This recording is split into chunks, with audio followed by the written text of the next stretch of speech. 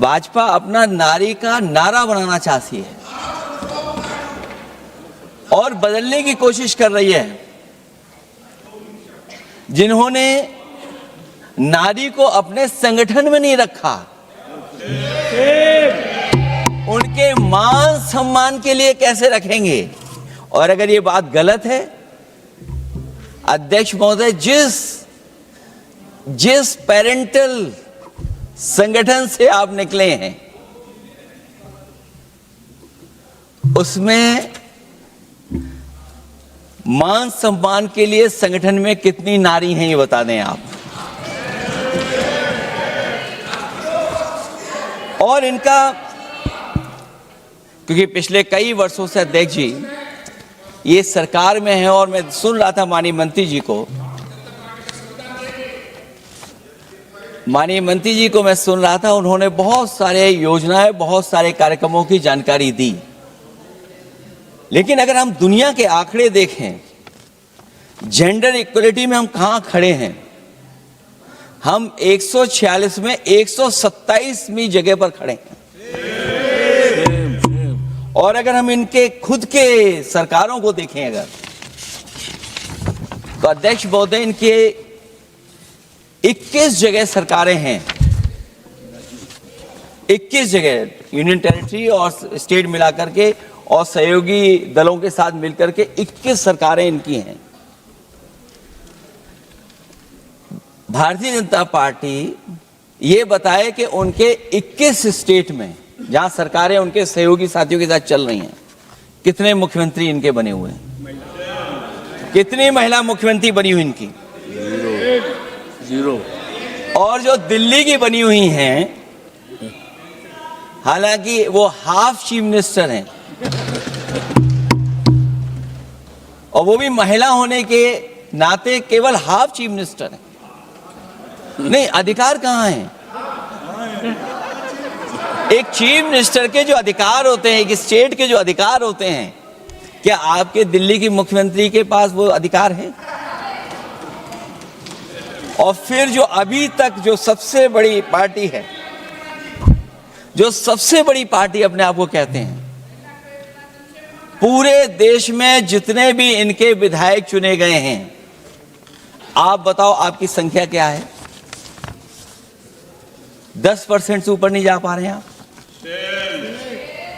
क्या 10% से ऊपर हैं आप? और फिर लोकसभा की गिनती में अगर हम देखें, तो लोकसभा की गिनती में कितने संख्या में आप हैं?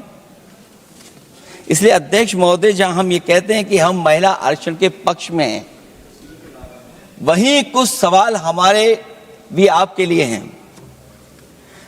मैं उससे पहले याद दिलाना चाहता हूं कि कई बार लोग ये कहते हैं कि समाजवादी पार्टी विरोध करती है। अगर हम अपनी बात कहना चाहें तो डॉक्टर राम मनोहर लोहिया, जिनकी विचारधारा पर हमारी समाजवादी पार्टी का आधार है, उनके द्वारा हमेशा महिलाओं को पुरुषों के बराबर की हिस्सेदारी हर क्षेत्र में देने की बात कही गई। और मैं उनको कोट करना चाहता हूं कि संस्कार का आरंभ महिला से होता है। यदि महिला जागृत है तो पूरा समाज जागृत हो जाता है। ये लोहिया ने हमारे जिस विचारधारा पे हम लोग चल रहे हैं, वो हम आपको बताना चाहते हैं। जब तक महिलाएं राजनीति में नहीं आएंगी, सामाजिक क्रांति अधूरी रहेगी।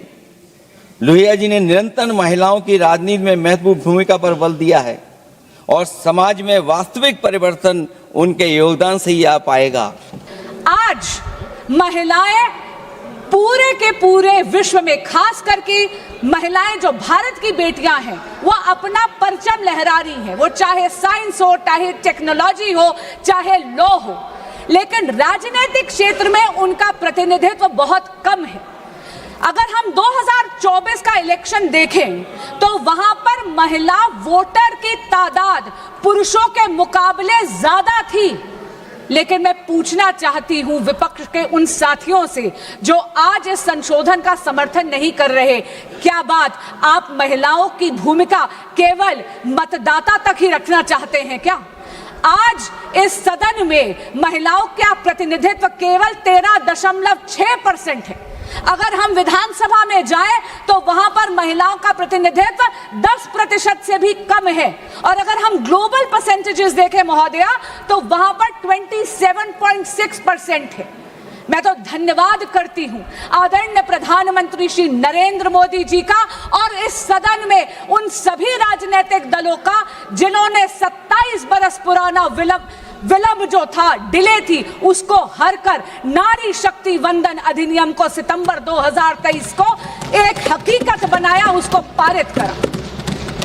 और महोदया मुझे अचंबा है कि मेरे विपक्ष के साथी जिन्होंने सर्वसम्मति से नारी शक्ति वंदन अधिनियम पारित तो कर दिया, उसे कानून तो बना दिया, आज वो इसे 2029 में लागू करने के लिए अपना समर्थन क्यों नहीं दे रहे हैं? वो क्यों अपने हाथ खींच रहे हैं? कल मैंने एक वीडियो देखी जो माननीय नेता प्रतिपक्ष ने जारी करी थी। मैं आपके माध्यम से उनको कहना चाहती हूं, ये जो संशोधन आया है ये वचन पूर्ति के लिए आया है। इस पूरे सदन ने प्रधानमंत्री श्री नरेंद्र मोदी जी की प्रेरणा से, इस देश की मातृ शक्ति से ये वचन करा था कि हम इस कानून को 2029 से ही लागू कर देंगे। मैं पूछना चाहती हूं माननीय नेता प्रतिपक्ष से, वो कहते हैं this is a power grabbing move.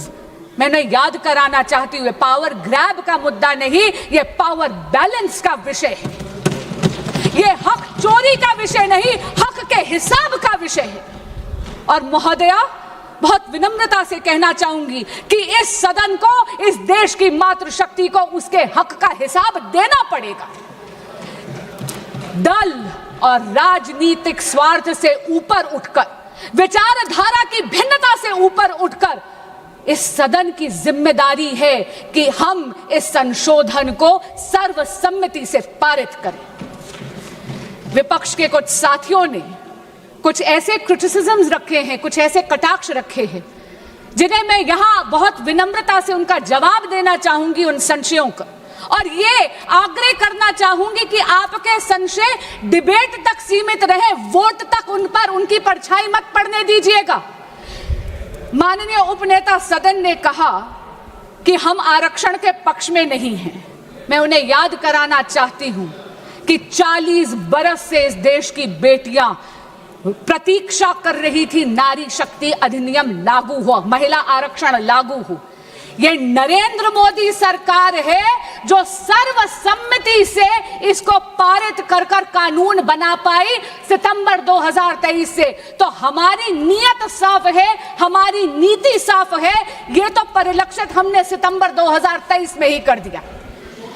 मैं फिर पूछना चाहती हूं, बार बार विपक्ष के कई साथियों ने कहा, टाइमिंग की बात करी, यहां तक कि माननीय अखिलेश यादव जी ने कहा जल्दबाजी।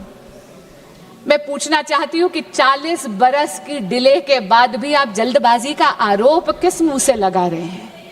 और रही बात इलेक्शन की, महोदय, जब तक कि एक राष्ट्र एक चुनाव का रिफॉर्म इस देश में लागू नहीं हो जाएगा, हमारी पॉलिटी का नेचर ये है कि यहां तो चुनाव हमेशा रहते हैं। मैं आपको एक व्यक्तिगत अनुभव बताती हूं। मुझे अभी 2 साल भी पूरे नहीं हुए एज अ सांसद, जून में 2 साल में कंप्लीट करूंगी, लेकिन बंगाल का चुनाव 7वां चुनाव है जिसमें योगदान करने का मुझे मौका मिल रहा है। इसलिए चुनाव तो यहां चलते रहेंगे, लेकिन चुनाव बहाना नहीं बन सकता हमारे देश की मातृशक्ति का हक मारने के लिए।